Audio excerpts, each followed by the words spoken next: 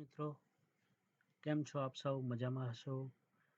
હવે આ વખતે ઘણા બધા મિત્રોના સજેશન અને ફોન કોલ્સના આધારે એક નવો પ્રયોગ કર્યો છે, જે પ્રવેશ ફોર્મ બાબતે છે. નવી ફાઇલ આપની સમક્ષ લઈને આવી રહ્યો છું, જેનું નામ આપ જોઈ શકો છો એમ અહીંયા મેં આપ્યું છે પ્રવેશ ફોર્મ ગુજલીશ. ગુજલીશનો મતલબ એવો છે કે આ ફાઇલ જે છે એમાં આપ પ્રવેશ ફોર્મમાં ગુજરાતી અને અંગ્રેજી માહિતી એક જ ફોર્મમાં લઈ શકો, જેથી જ્યારે હવે નવા નિયમ પ્રમાણે જ્યારે ગુજરાતી અંગ્રેજી એલસી લખવાના થાય ત્યારે પહેલેથી આપની પાસે ચોક્કસ ડેટા, આધારભૂત ડેટા આપની પાસે ઉપલબ્ધ હોય કે જેનાથી આપ એલસી લખતી વખતે ગૂંચવણનો સામનો ન કરી શકો. એટલા માટે નવું પ્રવેશ ફોર્મ આપની સમક્ષ લઈને આવી રહ્યો છું. તો ચાલો મિત્રો, એ માટે સમજવા માટે આપણે વિડીયોની શરૂઆત કરીએ.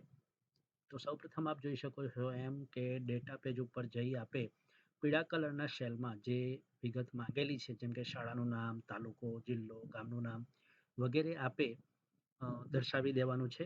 એ સિવાય બીજા કોઈ કોલમમાં અહીંયા આપે કોઈ ફેરફાર કરવાનો નથી. અને નોંધ જે અને સૂચનાઓ આપી છે એને આપે ધ્યાનમાં લેવાની છે. જેમ કે નોંધ આપી છે કે ફાઇલમાં એકવાર ડેટા આપ ભરી દો, તો ડેટા ભરાઈ ગયા બાદ કોઈ પણ જગ્યાએ તેને કટ કે કોપી પેસ્ટ કરીને એમાં ફેરફાર કરવાનો નથી, મતલબ સુધારો કરવાનો નથી. હા, કોઈ પણ જગ્યાએ આપે માની લો કે ભૂલ થાય છે, સમજો કે ભાઈ આપે લખતા આપને અહીંયા તારીખમાં ભૂલ પડી કે ભાઈ 10/6/2026 તારીખ લખવાની હતી, એની જગ્યાએ 12 કરવાની છે, તો કોપી પેસ્ટ કરવાની જગ્યાએ મેન્યુઅલ મતલબ જાતે એ તારીખ એ કોલમમાં આપે લખી દેવાની છે. એવી જ રીતે કોઈ પણ વિગતમાં આપને ફેરફાર લાગે, ભૂલ લાગે, સુધારો કરવો છે, તો કોપી પેસ્ટ કરવા કરતાં એ વિગતને આપે, દાખલા તરીકે નામમાં રસ્વ દીર્ઘની ભૂલ આવતી હોય તો એ સુધારો પણ આપ મેન્યુઅલ લખીને સુધારો કરશો તો ફાઇલને કંઈ જ થશે નહીં. આ મૂળ વાત હતી. બીજા નંબરમાં છે ડેટા પેજમાં સૂચના એવી છે કે આંકડાકીય માહિતી જે કંઈ પણ છે એ બધી જ આપે ફક્ત અંગ્રેજી અંકોમાં લખવાની છે. બને ત્યાં સુધી પ્રથમ ગુજરાતી ભાષામાં લાગુ પડતા જે કોલમોની વિગતો છે તે લખી નાખવાની છે. જેમ કે અહીંયા બાળકનું પૂરું નામ ગુજરાતીમાં છે તો એ પહેલાં લખવું, પ્રવેશનું ધોરણ જે છે એ અંગ્રેજી છે પણ પિતાનું નામ ગુજરાતીમાં છે, એમ જે કોલમ મેં નમૂના રૂપ મૂકેલા છે. માતાનું નામ ગુજરાતીમાં છે, જ્ઞાતિ હિન્દુ, રાજપૂત કે જે કંઈ લખવું હોય ગુજરાતી વિગતો પ્રથમ ભરી લેવાની છે. ત્યારબાદ એને લગતી જે વિગતો છે અંગ્રેજીમાં જ્યારે નામ આપ લખો છો ત્યારે કોઈ આધાર પુરાવો સાથે રાખવાનો આગ્રહ રાખશું, જેથી સ્પેલિંગ મિસ્ટેક થવાની સંભાવના આપની ઓછી રહે. હા, માની લો કે કોઈ આધાર જન્મ પ્રમાણપત્ર છે દાખલા તરીકે, એની અંદર જો સ્પેલિંગ મિસ્ટેક હોય તો આપણી રીતે સાચું સ્પેલિંગ લખીને આપ પ્રવેશ ફોર્મ ભરી શકો છો અને વાલીને એ જે તે આધારને સુધારો કરવા માટે આપ જાણ કરી શકો છો. તો કોલમોમાં તો બહુ ખાસ કંઈ છે નહીં, આપ જોઈ શકો છો. જે મુજબ ઉપર માહિતી માંગી છે એ પ્રમાણે આપે ફક્ત આ કોલમોની અંદર માહિતી ભરી દેવાની છે અને ભરી દેશો પછી ફક્ત ફોર્મની અંદર જઈ અને આપે અહીંયા પીળા રંગના સેલની અંદર મેં જે સૂચના આપી છે તેમ કે અહીંયા ફક્ત જે બાળકનું ફોર્મ પ્રિન્ટ કરવું હોય તેનો ક્રમ નંબર લખી એન્ટર દબાવો, વિગત આપમેળે ભરાઈને આવી જશે. મતલબ માની લો કે મારે પહેલા વ્યક્તિની વિગત જોઈએ છે તો અહીંયા હું ફક્ત એક નંબર લખીને એન્ટર કરીશ એટલે આપ જોઈ શકો છો કે અહીંયા બધી વિગત આપમેળે આવી જાય છે. ગુજરાતીમાં નામ, અંગ્રેજીમાં નામ, પછી તારીખમાં ખાસ આ જે છે એ તારીખ કે જે આપણે શબ્દોમાં લખવી પડતી હોય છે, ગુજરાતી અને અંગ્રેજી બંને, તો એ આપમેળે આવી જાય છે. આપે કોઈ જગ્યાએ ડેટામાં ભરવાની જરૂર નથી, ફક્ત તારીખ લખશો એટલે અહીંયા જે છે એ ઓટોમેટિકલી આવી જશે. હા, અહીંયા એક વસ્તુ ધ્યાન રાખજો કે તારીખ જે છે એ એના પ્રોપર ડેટ ફોર્મેટમાં, મતલબ પહેલા દિવસ, તારીખમાં પહેલા દિવસ 2 આંકડામાં, વચ્ચે 2 આંકડામાં મહિનો અને છેલ્લે 4 આંકડામાં વર્ષ, એ મુજબ જ આ ઇન્ફોર્મેશનની અંદર આપે જન્મ તારીખ જે છે, જેમ કે અહીંયા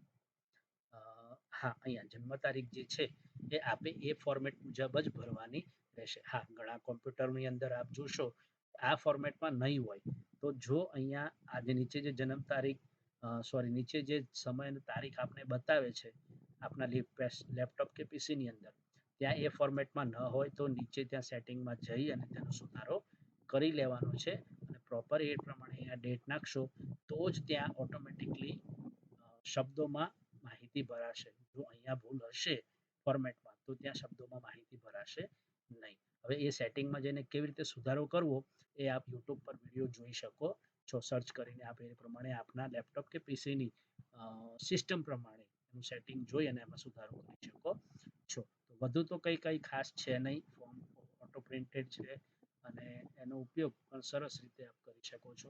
નીચે અહીંયા વિગતો ભરાઈ ગયા બાદ કયા કયા આધારો જોડવાના છે તે વિગતો પણ આપે અહીંયા આપી દીધી છે.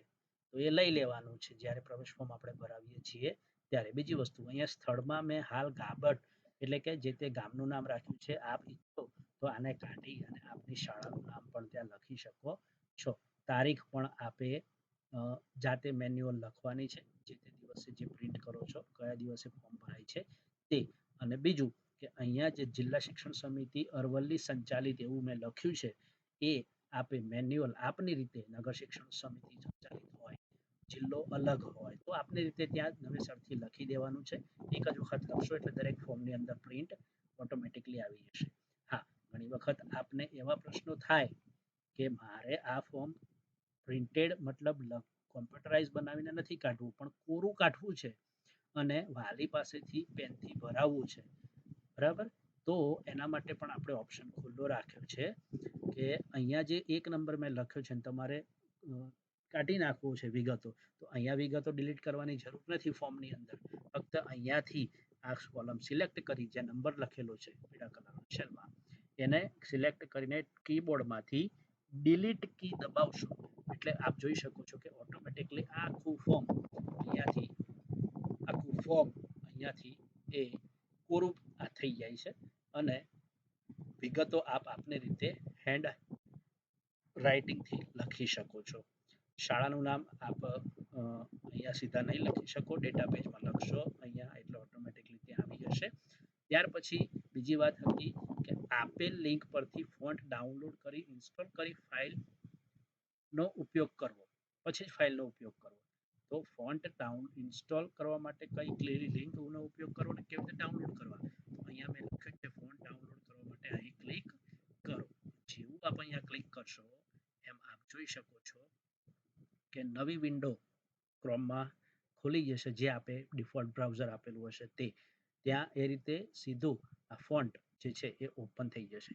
જો આપને આ રીતે દેખાય તો એ પણ ઠીક છે અને આ રીતે ન હોય અને લિસ્ટ રૂપે હોય, સમજો કે આ રીતે હોય તો પણ આપણે કંઈ કરવાનું નથી. જે 3 ટપકા અહીંયા દેખાય છે એના પર ક્લિક કરશો એટલે અહીંયા ડાઉનલોડનો ઓપ્શન દેખાશે. એના પર ક્લિક કરશો એટલે ફોન્ટ જે છે એ ડાઉનલોડ થઈ જશે.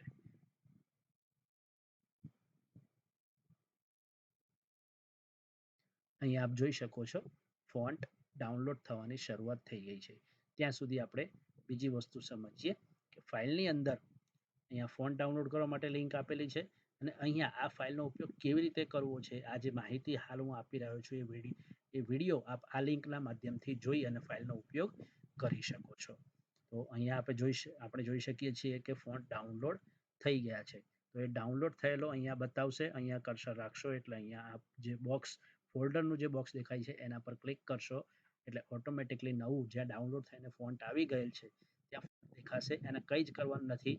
આ રીતે સિલેક્ટ કરી ખાલી અને ડબલ ક્લિક કરશો એટલે ઇન્સ્ટોલ માટેનું નવું ડાયલોગ બોક્સ ખુલી જશે. જ્યાં અહીંયા ઇન્સ્ટોલ લખેલું છે એ ઇન્સ્ટોલ કરી લેવાના છે. મારે ઓલરેડી ઇન્સ્ટોલ કરેલા છે એટલે અહીંયા આવે છે કે રિપ્લેસ કરવા, છતાં પણ હું યસ કરી દઉં છું. આપે ઇન્સ્ટોલ નહીં કરેલા હોય તો આ નહીં આવે મેસેજ, સીધું યસ કરી દેવાનું છે. યસ કરીને છોડી દેશો એટલે આ રીતે ઇન્સ્ટોલનું બટન જે છે ડિસેબલ થઈ જશે. પછી ખાલી અહીંયાથી આ બંધ કરી દેવાનું છે અને એ જ રીતે આ ફોલ્ડરને પણ બંધ કરી દેવાનું છે. આ રીતે ન દેખાય અને સમજો કે આ રીતે દેખાય તો પણ અહીંયા 3 ટપકા દેખાય છે એના પર ક્લિક કરશો એટલે સીધા ડાઉનલોડનો ઓપ્શન પેલાની જેમ જ ડાઉનલોડનો ઓપ્શન આવી જશે. ડાઉનલોડ થઈ જશે. ઇન્સ્ટોલ કેવી રીતે કરવા એ આપ સમજી ગયા હશો. તો આવી રીતે બધા જ ફોન્ટ જે અહીંયા મેં આપેલા છે બધા ફોન્ટ આપણે ડાઉનલોડ કરીને ઇન્સ્ટોલ કરી લેવાના છે અને પછી ફાઇલને બંધ કરીને મતલબ આ જે ફાઇલ છે એને અહીંયાથી બંધ કરીને ફરીથી ઓપન કરશો એટલે બધા ફોન્ટ ઇન્સ્ટોલ થઈ અને પ્રોપર એના ફોર્મેટમાં આવી જશે. આપણે કોરું ફોર્મ મેં કીધું એમ આપણે કોરું ફોર્મ કાઢવું હોય, વિગત ભરવી નથી, માની લો કે અહીંયા શાળાનું નામ લખી દેવું છે તો આપ લખી શકશો, તારીખ લખી દેવી છે તો આપ લખી શકશો, એનો કોઈ ઇશ્યુ નથી. તો આ પ્રમાણે સરસ મજાનું ફોર્મ આપની સમક્ષ લઈને આવી રહ્યો છું. મારી આ મહેનતને ઘણા મિત્રો નિહાળે છે, ફાઇલનો ઉપયોગ પણ કરે છે, પણ દુઃખ એ વાતનું થાય છે કે એ મિત્રો વિડીયો લાઈક નથી કરતા કે ચેનલને સબસ્ક્રાઇબ નથી કરતા. તો મિત્રો ખાસ વિનંતી કે વિડીયોને લાઈક પણ કરો અને ચેનલને સબસ્ક્રાઇબ પણ કરો, જેથી જ્યારે પણ આવા હું નવા કઈ વિડીયો ઉપયોગી બનાવું છું આપના માટે, આપની હેલ્પ માટે, ત્યારે આપ મને જેટલું પ્રોત્સાહન આપશો એટલું મને ગર્વ અનુભવ થશે. અને વધુને વધુ મિત્રોને શેર કરીને ફાઇલનો ઉપયોગ કરાવડાવો, જેથી એમનું કામ સરળ થઈ શકે. અને આમાં જે વિગતો આપણે લીધી છે એમાં જરૂર પૂરતી જ વિગતો લીધી છે. ઘણાને એવું થશે કે આમાં જન્મ પ્રમાણપત્રનો નંબર નથી લખ્યો, રેશન કાર્ડ નંબરનું કોલમ નથી, બેંક પાસબુક, એ બધું બરાબર છે, પણ એ બધું આપણે કહેવાનો મતલબ વયપત્રકમાં જ્યારે આપણે જીઆરમાં વિગતો ઉતારતા હોઈએ છીએ ત્યારે બધી વિગત જરૂર હોતી નથી. વયપત્રકમાં ઉતારવા માટે જેટલી વિગતોની જરૂર છે એટલી જ વિગતો બની શક્ય હોય તે આપણે અહીંયા લઈ લીધી છે. અને હવે ઘણા મિત્રોનો એવો પણ પ્રશ્ન થાય કે સાહેબ વયપત્રકમાં તો આપણે ગુજરાતીમાં જ લખીએ છીએ, ઇંગ્લિશમાં વિગતો ક્યાં લખીએ છીએ?